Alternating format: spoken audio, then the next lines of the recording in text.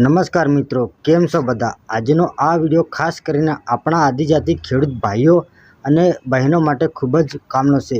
કારણ કે રવિ પાકની સિઝન શરૂ થાય એ પહેલાં સરકાર તરફથી કૃષિ વૈવિધ્યકરણ યોજના અંગે જે જાહેરાત કરવામાં આવી છે તેમાં ખેડૂતને શું લાભ મળવાનો છે, કયા કયા પાકનો સમાવેશ થાય છે, અરજી કેવી રીતે કરવાની છે અને સૌથી મહત્ત્વની વાત એટલે કે આ યોજનામાં કોને લાભ મળી શકે છે એ આપણે આજે એકદમ સરળ ભાષામાં વાત કરીશું. હવે ઘણી વખત એવું બને છે કે સરકારની કોઈ યોજના બહાર પડે, નોટિસ આવે, પણ ગામડામાં રહેતા ખેડૂત સુધી તેની પૂરી માહિતી પહોંચતી નથી.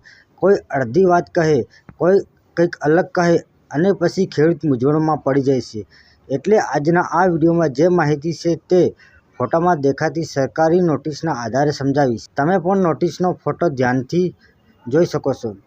સૌથી પહેલાં યોજનાનું નામ સમજી લઈએ. આ છે કૃષિ વૈવિધ્યકરણ યોજના રવિ ઋતુ. નોટિસમાં વર્ષ 2025-26નો ઉલ્લેખ કરવામાં આવ્યો છે.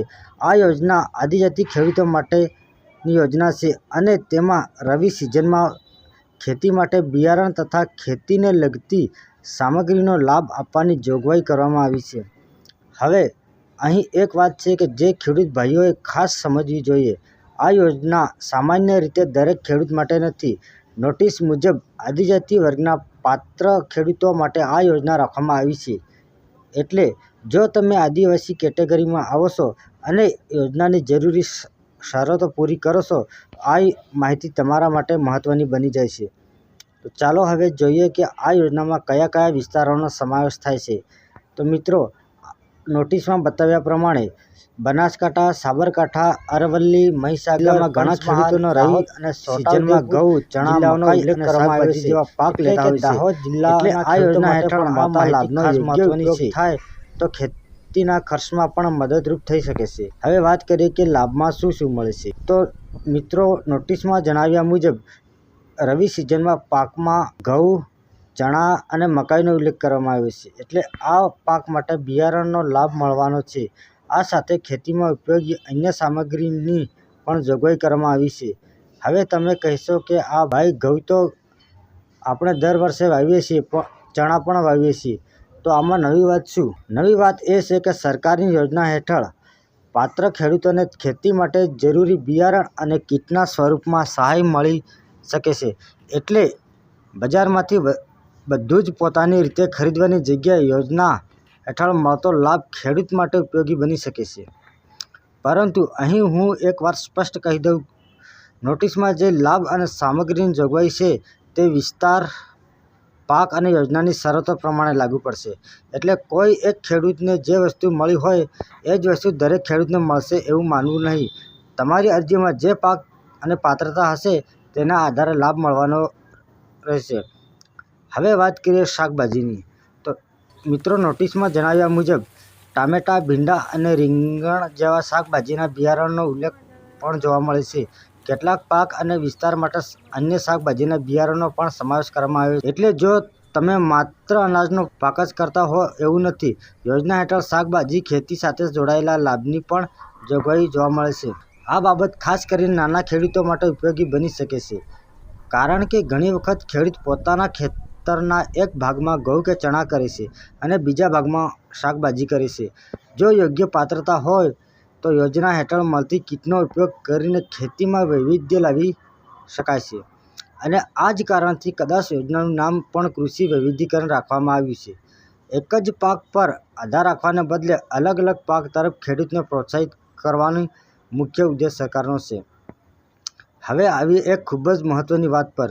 મિત્રો, ઘણા લોકો પૂછશે કે એક ઘરમાં બે ભાઈ છે, બંને ખેડૂત છે, તો બંનેને કીટ મળશે કે નહીં? નોટિસમાં આપેલી માહિતી મુજબ કુટુંબ દીઠ એક કીટની જોગવાઈ છે.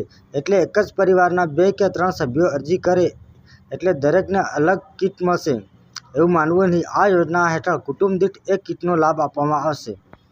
આ ફોર્મ ભરતી વખતે ખાસ ધ્યાનમાં રાખજો. હવે સવાલ આવે છે કે આ લાભ બધા અરજદારોને મળશે કે પસંદગી થશે? તો મિત્રો, સરકારની આવી યોજનામાં ઉપલબ્ધ બજેટ અને નક્કી કરાયેલા લક્ષ્યાંક પ્રમાણે લાભાર્થીની પસંદગી કરવામાં આવે છે. એટલે ફોર્મ ભરી દીધું એટલે લાભ પાક્કો મળી જશે એવું માનવું યોગ્ય નથી. પહેલાં પાત્રતા જોવામાં આવશે અને ત્યારબાદ યોજના મુજબ લાભાર્થીની પસંદગી થશે. એટલે જો તમે પાત્ર હો તો અરજી કરવાની તક છોડશો નહીં. હવે સૌથી મહત્ત્વની વાત કે ફોર્મ ક્યાં ભરવાનું. તો મિત્રો, ફોર્મ ભરવા માટે તમે disaxsahay.gujarat.gov.in વેબસાઇટનો ઉપયોગ કરી શકો છો.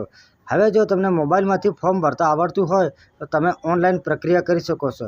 પરંતુ જો મોબાઈલમાં ફોર્મ ભરવામાં મુશ્કેલી પડે તો ગામના વીસી, ગ્રામ કેન્દ્ર અથવા સંબંધિત ઓનલાઈન સેવા કેન્દ્રની મદદ લઈ શકો છો. અને અહીં પણ એક નાની સલાહ છે કે ફોર્મ કોઈની પાસે ભરાવો, પણ સબમિટ કરતા પહેલાં આખી વિગતો તમારી સામે વાંચી લો. જેમ કે તમારું નામ સાચું છે કે નહીં, આધાર નંબર સાચો છે કે નહીં, મોબાઈલ નંબર સાચો છે કે નહીં, બેંકની વિગતોમાં ભૂલ છે કે નહીં, જમીન અને ખેતીની વિગતો બરાબર છે કે નહીં, અને સૌથી મહત્ત્વની વાત, જે પાક માટે લાભ લેવો છે એ જ પાકની પસંદગી કરવામાં આવી છે કે નહીં. આ બધી વસ્તુ એકવાર ચેક કરી લેવી, કારણ કે ફોર્મ સબમિટ થયા પછી નાની ભૂલ પણ આગળ મુશ્કેલી ઊભી કરી શકે છે.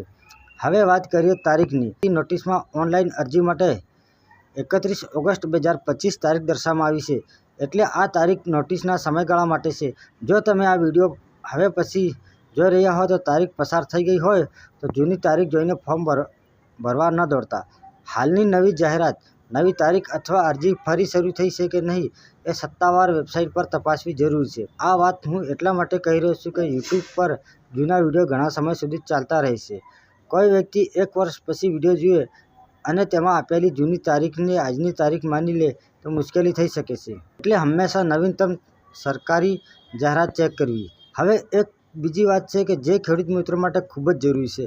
કોઈ વ્યક્તિ તમને ફોન કરીને કહે કે તમારું ફોર્મ હું ભરાવી દઈશ, પૈસા મોકલો અને કીટ પાકી કરી દઈશ, તો તરત વિશ્વાસ ન કરશો. સરકારી યોજનામાં પાત્રતા અને પસંદગીના નિયમ હોય છે.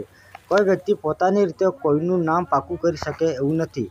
એટલે પૈસા આપતા પહેલાં રસીદ લો, સત્તાવાર પ્રક્રિયા સમજો અને શક્ય હોય ત્યાં સુધી સરકારી અથવા અધિકૃત કેન્દ્રનો સહારો લો. હવે ચાલો ફરી એકવાર યોજનાના લાભને ટૂંકમાં સમજીએ.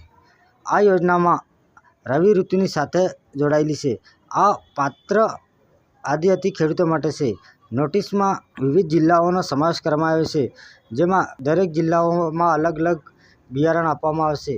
ઘઉં, ચણા અને મકાઈ જેવા પાક માટે બિયારણની જોગવાઈ છે. શાકભાજીના બિયારણનો પણ ઉલ્લેખ કરવામાં આવ્યો છે. યોજનાની જોગવાઈ મુજબ કુટુંબ દીઠ 1 કીટનો લાભ છે અને અરજી ઓનલાઈન પ્રક્રિયા દ્વારા કરવાની છે.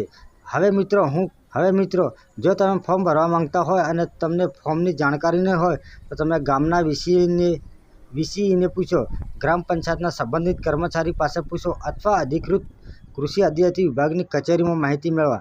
માત્ર વોટ્સએપ પર ફરતા મેસેજ પર આધાર રાખશો નહીં, કારણ કે વોટ્સએપમાં ઘણી વખત જૂની તારીખ, જૂની સહાયની રકમ અથવા બીજી યોજનાની માહિતી પણ ફરતી હોય છે. સરકારી નોટિસમાં શું લખ્યું છે તે સૌથી મહત્ત્વનું છે. હવે વાત કરીએ ખેડૂત માટે બિયારણની. ખેતીમાં બિયારણ સૌથી મહત્ત્વની વસ્તુ. ખેતીમાં બિયારણ સૌથી મહત્ત્વની વસ્તુ છે. બિયારણ સારું હોય, જમીન પ્રમાણે યોગ્ય પાક પસંદ કરેલો હોય અને સમયસર વાવણી કરવામાં આવે તો ઉત્પાદન સારું મેળવવાની શક્યતા રહેશે. પરંતુ માત્ર બિયારણ મળી ગયું એટલે કામ પૂરું થઈ ગયું એવું નથી. ખેડૂતે જમીનની તૈયારી, વાવણીનો સમય, ખાતરનો ઉપયોગ, પાણીનું આયોજન અને પાકની માવજતનું પણ ધ્યાન રાખવું પડે છે. એટલે સરકાર તરફથી કીટ મળે તો તેનો યોગ્ય રીતે ઉપયોગ કરવો અને કૃષિ વિભાગ તરફથી આપવામાં આવતી સૂચનાઓનું પાલન કરવું. જો તમે ઓનલાઈન અરજી કરાવવા જઈ રહ્યા હોય તો કેટલાક દસ્તાવેજો હાથ વગર રાખજો.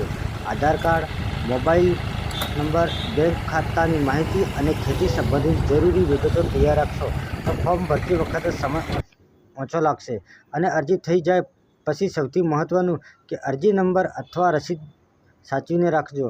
ઘણા લોકો ફોર્મ ભરાવીને પછી કહે છે કે નંબર ક્યાં ગયો, ખબર નથી. આવું ન થાય એ માટે અરજીની રસીદનો ફોટો મોબાઈલમાં રાખી લો. હવે એક વાત ખાસ છે, જો તમારા ગામમાં કોઈ ખેડૂતને મોબાઈલ વાપરતા આવડતું ન હોય તો તેને પણ આ યોજનાની માહિતી આપજો. ખાસ કરીને વૃદ્ધ ખેડૂત અથવા જેમને ઓનલાઈન ફોર્મ ભરવામાં મુશ્કેલી પડે છે તેમને અધિકૃત કેન્દ્ર સુધી પહોંચાડવામાં મદદ કરજો તો ખરેખર આ માહિતીનો લાભ મળશે. મિત્રો, સરકારની આ યોજના અત્યારે જ સફળ બને છે જ્યારે જે વ્યક્તિ માટે યોજના છે ત્યાં સુધી તેનો લાભ પહોંચે. એટલે માહિતી જાણવી પણ એટલી જ જરૂરી છે કે જેટલી અરજી કરવી. હવે વિડીયોના અંત તરફ આવી રહ્યા છીએ તો ફરી એકવાર મુખ્ય મુદ્દાની વાત કરી લઈએ. કૃષિ વૈવિધ્યકરણ યોજના રવિ ઋતુ માટેની યોજના છે. નોટિસ મુજબ આદિવાસી ખેડૂતો માટે આ યોજના લાગુ કરવામાં આવી છે. ઘઉં, ચણા અને મકા જેવા પાક માટે બિયારણની જોગવાઈ છે. શાકભાજી અને બિયારણ અને ખેતીલક્ષી સામગ્રીનો પણ ઉલ્લેખ છે. કુટુંબ દીઠ 1 કીટની જોગવાઈ છે અને ઓનલાઈન અરજી માટે નોટિસમાં bcheksahay.gujarat.gov.in વેબસાઇટ દર્શાવવામાં આવી છે. ફોટામાં દર્શાવેલી નોટિસ પ્રમાણે અરજીની છેલ્લી તારીખ 31 ઓગસ્ટ 2025 છે. તેથી હાલની તારીખ પ્રમાણે નવી જાહેરાત છે કે નહીં એ સત્તાવાર વેબસાઇટ પર જરૂર તપાસવી. અને છેલ્લે એક નાની વાત, આ માહિતી તમને કામની લાગી હોય તો તમારા ગામના ખેડૂત મિત્રો સુધી જરૂર પહોંચાડજો. ખાસ કરીને દાહોદ, પંચમહાલ, છોટાઉદેપુર અને અન્ય સંબંધિત વિસ્તારમાં રહેતા આદિજાતિ ખેડૂતોને આ માહિતી શેર કરી શકો છો. કારણ કે ઘણી વખત વોટ્સએપ મેસેજ કોઈ ખેડૂત સુધી પહોંચે અને તેને સમયસર યોજનાની જાણ થઈ જાય છે. અને જો તમને આવી જ રીતે ખેડૂતો માટેની સરકારી યોજનાઓ, સહાય, બિયારણ અને કૃષિ કીટ ઓનલાઈન ફોર્મ વિશે સરળ ભાષામાં માહિતી જોઈતી હોય તો ચેનલને સબસ્ક્રાઇબ કરી રાખજો. આજની માહિતી અહીં પૂરી કરીએ. તમારા ખેતરમાં સારું ઉત્પાદન થાય, મહેનતનું યોગ્ય વળતર મળે અને સરકારી યોજનાનો લાભ લેવા પાત્ર હો તો તેનો લાભ તમને મળે એવી શુભેચ્છા. ફરી મળીશું આવી જ ઉપયોગી માહિતી સાથે. આભાર.